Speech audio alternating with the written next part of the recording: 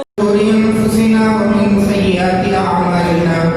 من يهده الله فلا مضل له ومن يضلل فلا هادي له ونشهد أن لا إله إلا الله وحده لا شريك له ونشهد أن سيدنا وسندنا ونبينا مولانا محمدا عبده ورسوله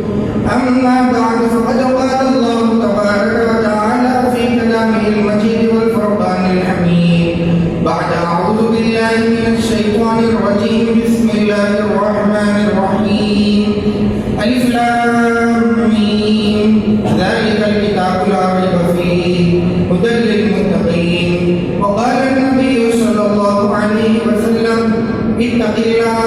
تكن أعبد الناس أو كما قال عليه الصلاة والسلام بارك الله لنا ولكم في القرآن العظيم ونفعنا وإياكم بالآيات والذكر الحكيم إنه تعالى جواد كريم ملك بر رؤوف رحيم ورب حليم.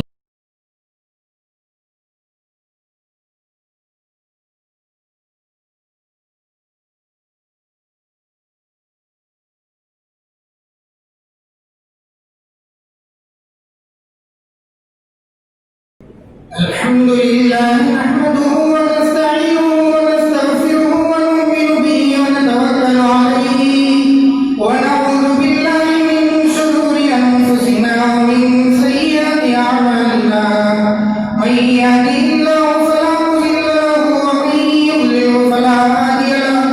ونشهد أن لا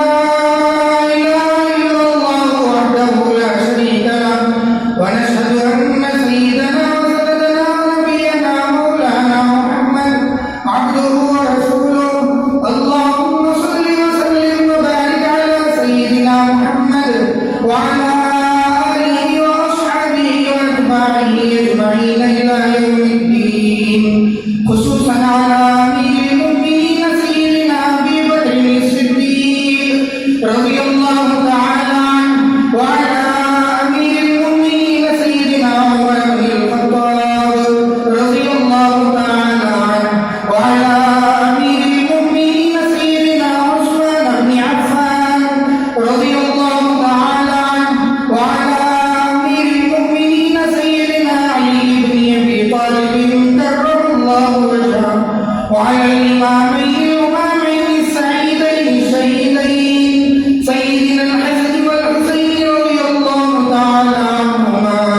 وعلى أمهما سيدة النساء فاطمة الزهراء رضي الله تعالى عنها وعلى عمه سيدنا الحمد والعباس رضي الله تعالى عنهما وعلى الستة الباقية من العشرة المبشرة وعلى سائر الصحابة والتابعين رضوان الله تعالى عليهم أجمعين اللهم اغفر للمؤمنين والمؤمنات والمسلمين والمسلمات الأحياء منهم والأموات إنك سميع قريب مجيب الدعوات برحمتك يا أرحم الراحمين أعوذ بالله من الشيطان الرجيم إن الله يأمر بالعدل والإحسان وإيتاء ذي القربى وينهى عن الفحشاء والمنكر والبغي يعظكم